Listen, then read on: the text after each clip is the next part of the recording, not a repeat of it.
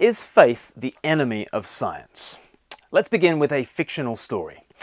Betty the botanist is in her lab. Gareth, the lab assistant, walks in and she says, "Gareth, thanks so much for the botanical specimen that you gave me last week. I've been working on it non-stop since that moment, running spectral analyses. I've figured out whole ecosystems living on the leaves. I've discovered pharmacological properties that will help us in the fight against Alzheimer's, and I've just finished mapping its genome, a first for this species. I can't thank you enough for giving me that specimen."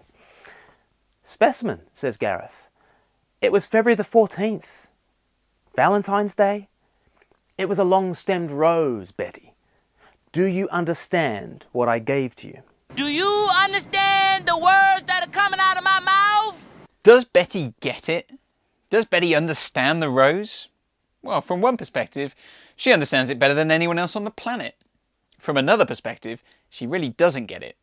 She doesn't understand the meaning of the rose, even if she understands the material and its mechanisms. There are ways of understanding the rose that go beyond mapping its genome, and those other kinds of meaning are not in the realm of magic and pixie dust. Ridiculous! There are personal, cultural, linguistic and romantic forces at play, and those realms are important too. What if the whole world is like that rose? We could look at it scientifically, but there are lots of other ways we could investigate it too. Because the scientific investigation of the world doesn't exhaust it of its true meaning, right?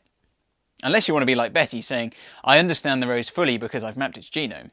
But no one wants to be like Betty, do they?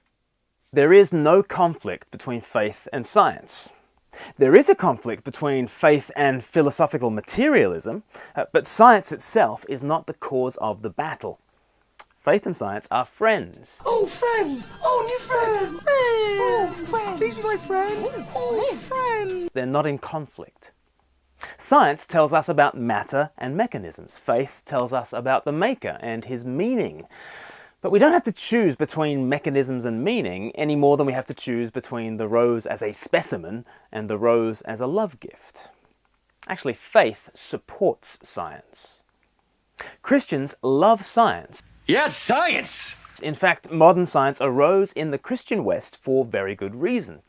As C.S. Lewis said, men became scientific because they expected law in nature, and they expected law in nature because they believed in a lawgiver. You see, to do science, you need laws up above, minds in here, and a world out there. And you need those three things to triangulate.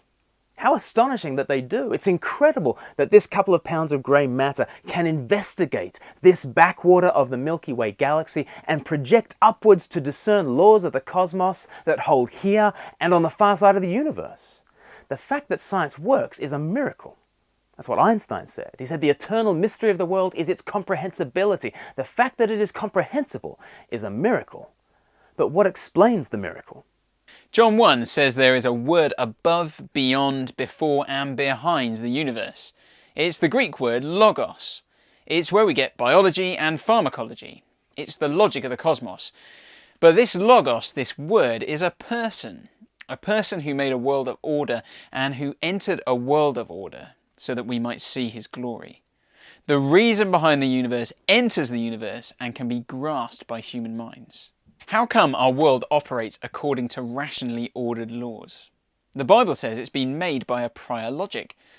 How come our tiny minds can grasp the order of the universe? The Bible says we're made to know the Logos, which is why modern science got going among people who believe the Bible.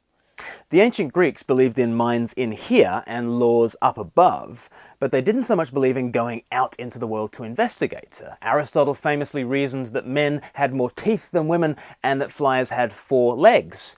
He never thought to count them, because he didn't think about the world the same way that we do.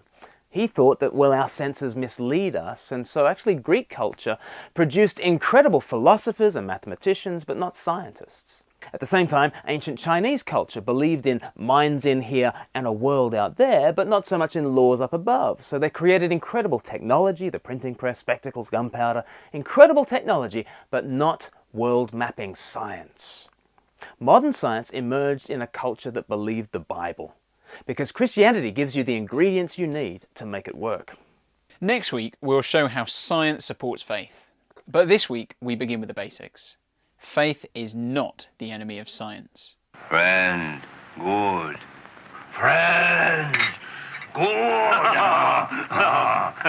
Thanks for watching, everybody. We'd love your subscription, so do hit subscribe down below and do share this on social media. We'd love to get the word out. We're doing a little live cast tomorrow on Facebook, so please do join us on Speak Life UK on Facebook, and at 1 p.m. on Tuesday, we're going to discuss more about this topic, more about what's new with Speak Life, and more about what's in the news. So do join us for the live cast on Facebook. But until next week, keep speaking life. Bye-bye for now.